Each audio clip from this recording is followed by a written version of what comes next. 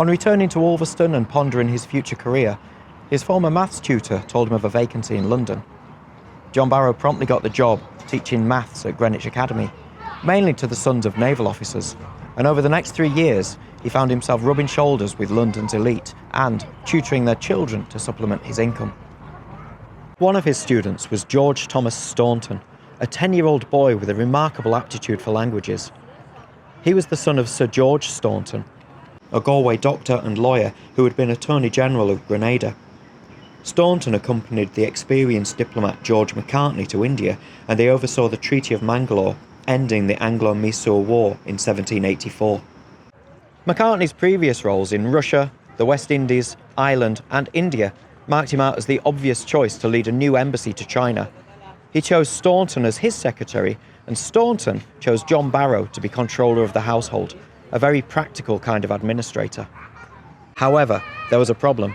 There were no Chinese interpreters in Britain at the time. Sir George Staunton had heard of 2 Chinese Jesuit priests in Naples, and so he suggested his son could learn Chinese from them. So, as Thomas's tutor, John Barrow also spent 6 months gaining a working knowledge of Mandarin.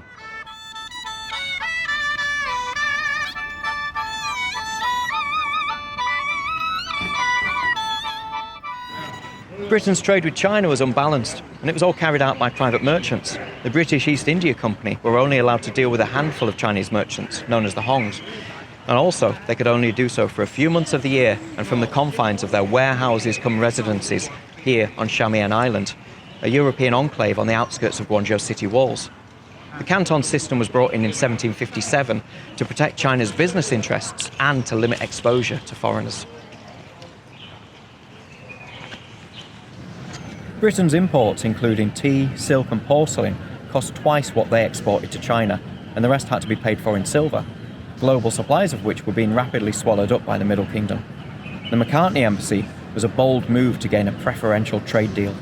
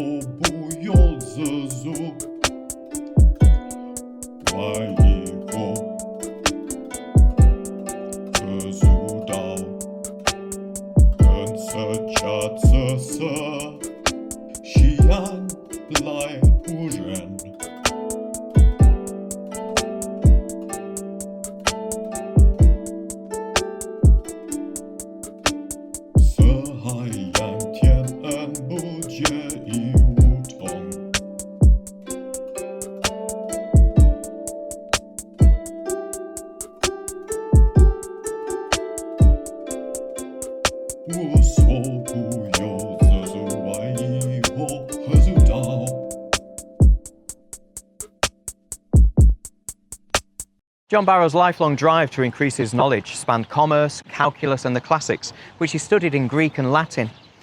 And he applied his talent for maths in the areas of astronomy, navigation, surveying and learning to use emerging technologies.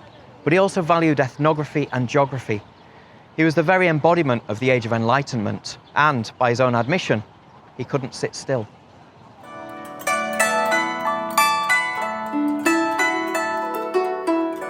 It was in the progress of the voyage I was first made sensible of the high and important advantages which a competent knowledge of natural history is capable of imparting.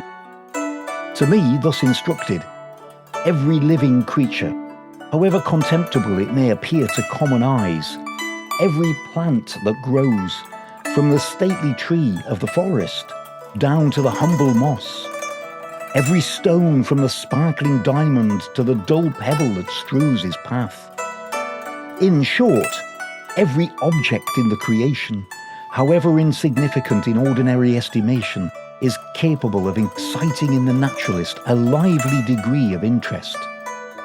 The observer of nature finds tongues in trees, books in the running brooks, sermons in stones, and good in everything.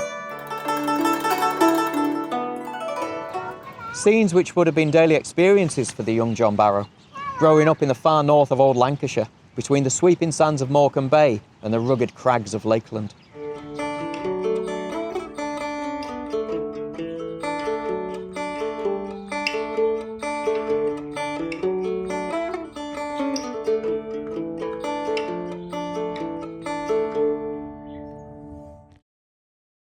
Prior to the voyage, John Barrow had found a teacher in Joseph Banks, the famed botanist who had accompanied Captain James Cook on the Endeavour.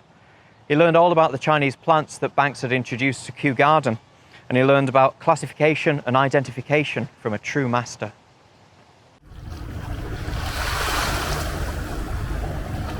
On the 26th of September 1792, the embassy sailed from the south coast of England with a fresh and fair breeze.